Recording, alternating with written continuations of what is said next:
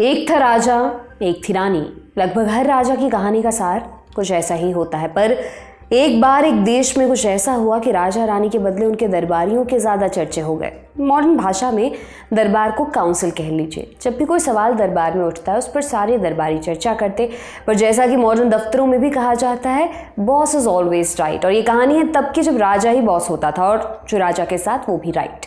अब असल जिंदगी में वो कितना राइट था ये बहस लंबी है। पर राजा का साथ देने वाला बैठा था राजा के राइट में, और जो दरबारी या काउंसिल मेंबर राजा से इत्तेफाक नहीं रखता था वो बैठा करता था राजा के लेफ्ट में। और तभी से राजनीति और विचारधारा के संदर्भ में दो टर्म्स चल पड़े, राइट विंग और लेफ्ट विंग। क्या है राइट लेफ्ट की कहानी, जानेंगे आज विस्तार से। नमस्कार, मेरा नाम दिव्यांशी सुमराव है। आप देख रहे हैं तारीख।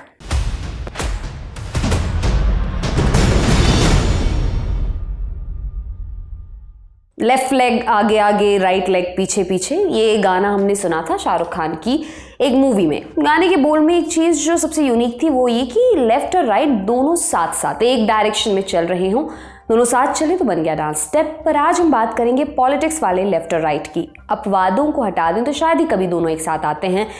एक साथ आना तो दूर, एक दूसरे को अपने पाले में खींचने की भरपूर कोशिश भी करते हैं। पहले समझते हैं इसकी शुरुआत कहाँ से हुई।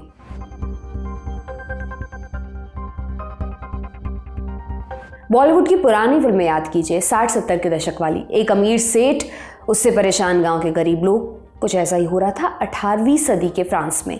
बस ये सेठ नहीं बल्कि एक राजा था, नाम था लुई 16 क्या, दरअसल फ्रांस में पूर्वजों के नाम पर नाम रखने की परंपरा है। पहले राजा का नाम लुई था, इसलिए उसके बाद के आने वाले शासकों के नाम भी लुई हुए। बस सबको एक सीरियल नंबर दे दिया गया जिसे पहचानने में दिक्कत ना हो। बहरहाल उस समय फ्रांस में जनता के 3 वर्ग हुआ करते थे। आपने ट्रेन में सफ़र करते हुए 3 क्लासेस देखी होंगे, एसी, स्लीपर और जनरल।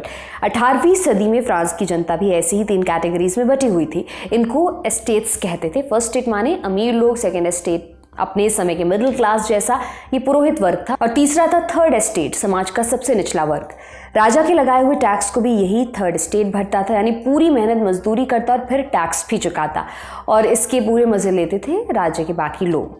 देश की 90% जनता इसी थर्ड एस्टेट की थी।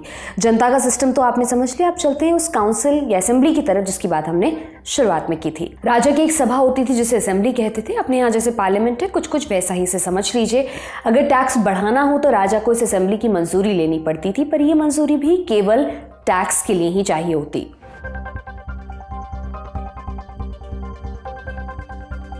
इस असेंबली में तीनों स्टेट्स के प्रतिनिधि हुआ करते थे। 300 फर्स्ट स्टेट के, 300 सेकेंड स्टेट के और थर्ड स्टेट के 600। इस तीसरे स्टेट के प्रतिनिधि भी वो लोग होते थे जो थोड़ा अच्छे घरों से अच्छा कमाने वाले या थोड़े पढ़े लिखे होते थे। अब देखिए असेंबली में होता क्या था। मान लीजिए असेंबली में किसी मसले पर वोट होना है। हमारी संसद में सांसद वोट डालते हैं, लेकिन फ्रांस की असेंबली में हर प्रतिनिधि वोट नहीं डालता था। इसके बजाय हर स्टेट का एक वोट होता था, यानी कुल वोट होते थे बस 3।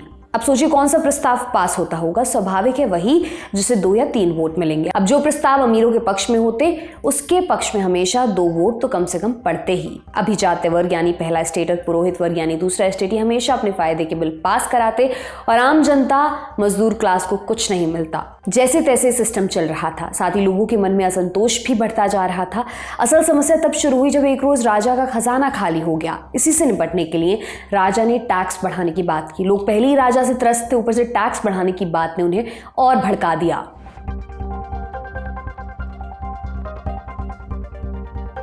इसी समय रूसो नाम के एक फिलोसोफर बेहद प्रसिद्ध हो चुके थे। पूरा नाम था जियान जैक रूसो। रूसो ने एक किताब लिखी द सोशल कॉन्ट्रैक्ट। अपनी किताब में रूसो ने ऐसे वोटिंग सिस्टम की बात की जिसमें हर व्यक्ति का एक वोट गिना जाएगा। ये किताब जल्दी पूरे फ्रांस में फेमस हो गई। फर्स्ट और सेकेंड एस्टेट के लोग इससे घबराए हुए थे, लेकिन थर्ड एस्टेट के लोगों ने इसे हाथों हाथ लिया। जनता में मांग उठी, एक हाथ एक वोट। फर्स्ट और सेकेंड एस्टेट इसके लिए तैयार नहीं था, पर थर्ड एस्टेट ने भी हार नहीं मानी।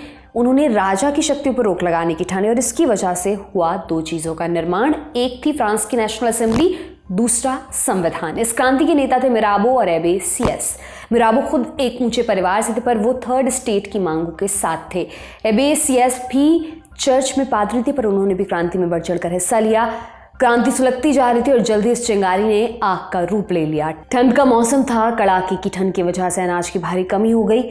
अब यहाँ लगता है इकोनॉमिक्स का सिंपल नियम, सप्लाई डिमांड रूल, मतलब जिस चीज़ की सप्लाई यानी उत्पादन कम होगा, डिमांड में कोई गिरावट नहीं आएगी, उसके दाम बढ़ने तय हैं। यही रूल तब फ्रांस के लिए सबसे बड़ी चुनौती बन गया। फसल की कमी के चलते खाने का उत्पादन कम रहा और इस कारण खाने की चीज़ों के दाम बहुत बढ़ गए। जनता के मन में राजा के लिए पहले से गुस्सा था। इसमें राशन की कालाबाजारी करने वालों ने लोगों के गुस्से को और भड़काने का काम किया। लिहाजा एक दिन लोगों के सब्र का बांध टूट गया, जनता विद्रोह पर उतर आई। क्रांति के सैलाब के आगे जो भी आया जनता के गुस्से का शिकार हो गया। लोगों ने राजसी सत्ता के प्रतीकों को तहस नहस करना शुरू कर दिया, सरकारी इमारतों और दस्तावेजों को जला दिया। इसी को फ्रांस की क्रांति का नाम दिया गया, फ्रेंच रिवॉल्यूशन। आखिरकार लोगों के गुस्से के आगे राजा को झुकना पड़ा और राजा लुई 16 ने घुटने टेक दिए। एक बार फिर से राजा ने सभा लगाई, पर इस बार सभा में 3 एस्टेट्स नहीं बल्कि 2 धड़े थे। एक गुट था जो अभी राजा के साथ था, दूसरा गुट था जो संविधान और नेशनल असेंबली के पक्ष में था। राजा के समर्थक राजा के दाहिनी तरफ बैठा करते थे, वहीं विरोधी पक्ष बैठा करता था राजा के बाईं तरफ। यहीं से निकला लेफ्ट विंग और राइट विंग। फ्रांस में इसके बाद राजशाही में कई बदलाव हुए, संविधान को मान्यता मिली, राजा अपनी जगह पर बने तो रहे, पर अब पहले की तरह एब्सोल्यूट अथॉरिटी उनके पास नहीं रह गई।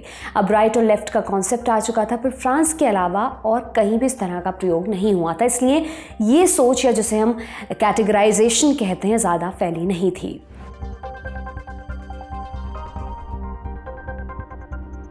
इसे फैलाने और मशहूर करने में एक आदमी का रोल बहुत अहम रहा। नाम था व्लादिमीर लेनिन।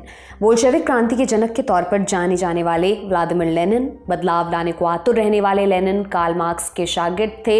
ऐसे शागिर्द की उन्हें ही पढ़ते, उन्हें ही सोचते और उन्हीं से प्रेरित होकर बातें भी करते। रूस में उस समय फ्रांस की तरह 3 वर्ग बटे हुए थे। राजा का नाम था निकोलस जार। जार जनता को किसी प्रकार का अधिकार देने के पक्ष में नहीं था। फर्स्ट क्लास के कुलीनों को जहाँ राज्यों की ओर से कई अधिकार प्राप्त थे, वहीं थर्ड क्लास के लोगों के प्रति उनका व्यवहार बहुत ही अमानवीय था। माने कुल मिलाकर ये कहा जा सकता है कि जैसा अंतर फ्रांस के 3 स्टेट्स के बीच था, वैसा ही यहाँ भी था। इससे त्रस्त होकर 1917 में लेनिन के नेतृत्व में रूस की क्रांति हुई। इसी को बोल्शेविक क्रांति के नाम से जाना गया और ये क्रांति एक दिन में नहीं हुई थी। इसके पीछे निकोलस जार के सालों के निरंकुश शासन का गुस्सा था। 1904-05 में हुए युद्ध में छोटे समझे जाने वाले जापान से रूस की हार और 1905 में प्रार्थना पत्र देने जा रही भीड़ पर अंधाधुंध गोलियां चलाना भी इसके पीछे के प्रमुख कारण माने जाते हैं। क्रांति के बाद व्लादिमीर लेनिन ने union of Soviet socialist Republic, short में यूएसएसआर की स्थापना की। इसकी वजह से राइट और लेफ्ट दोनों विचारधाराओं को और भी बल मिला। ये टर्म्स पूरी दुनिया में जहां भी इस तरह की राजनीति होती वहां इस्तेमाल किए जाने लगे। आमतौर पर आजकल लेफ्ट विंग को आज़ादी, समानता, प्रगति और क्रांति से जोड़ा जाता है, वहीं राइट विंग को राष्ट्रवाद, परंपरा आदि से जोड़कर देखा जाता है। अगर लेफ्ट विंग अपने चरम पर पहुंचे तो माओवाद जैसा रूप अख्तियार करता है, जैसा हमने चीन में देखा। इसके अलावा कंबोडिया में पोल पॉट के शासन को भी लेफ्ट विंग का एक्सट्रीम रूप माना जा सकता है। राइट विंग को देखें तो अभी तक 2 उदाहरण देखने को मिले, हिटलर और मुसोलिनी। हिटलर जर्मनी का चांसलर था, वहीं मुसोलिनी इटली का तानाशाह। दोनों बिल्कुल कट्टर राइट विंग के समर्थक थे। इनके अंदर नस्लवाद का बोलबाला था। अब भारत की पॉलिटिकल पार्टीज को देखिए और उनकी कार्यशैली और नेचर देखकर अंदाजा लगाइए कौन राइट की तरफ दिखता है, कौन लेफ्ट के, और कौन दोनों को लेकर चलने वाले मध्यम मार्गीय हैं। भारत में भारतीय जनता पार्टी, बीजू जनता दल जैसे राजनीतिक दलों की विचारधारा राइट विंग के करीब दिखती है, वहीं सीपीआई एक लेफ्ट विचारधारा की पार्टी है। कांग्रेस को भी आप केंद्र से थोड़ा लेफ्ट ही मान सकते हैं। आज की तारीख के एपिसोड में इतना ही। इसे लिखा था हमारे साथ इंटर्नशिप कर चुकी ऋचा सिंह ने। जाते जाते आपके लिए जरूरी सूचना, लल्लन टॉप की चुनाव यात्रा शुरू हो चुकी है। अगर आप चाहते हैं कि हम आपके गांव या शहर में आएँ तो आप बताइए कि क्या है आपकी लोकसभा सीट का नाम और कौन से फैक्टर इस सीट को बनाते हैं खास। बताना कहाँ है, उसके लिए chunav@lallantop.com पर मेल कीजिए। सब्जेक्ट में मेरी सीट कवर करो लिखना ना भूलें। साथ ही डिस्क्रिप्शन में दिए फॉर्म को भी जरूर भरें। शुक्रिया।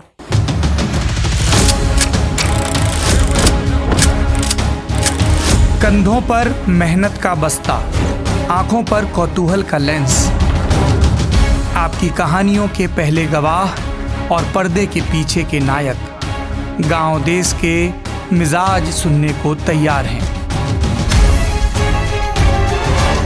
क्या आप तैयार हैं? लल्लन टॉप चुनाव यात्रा 2024।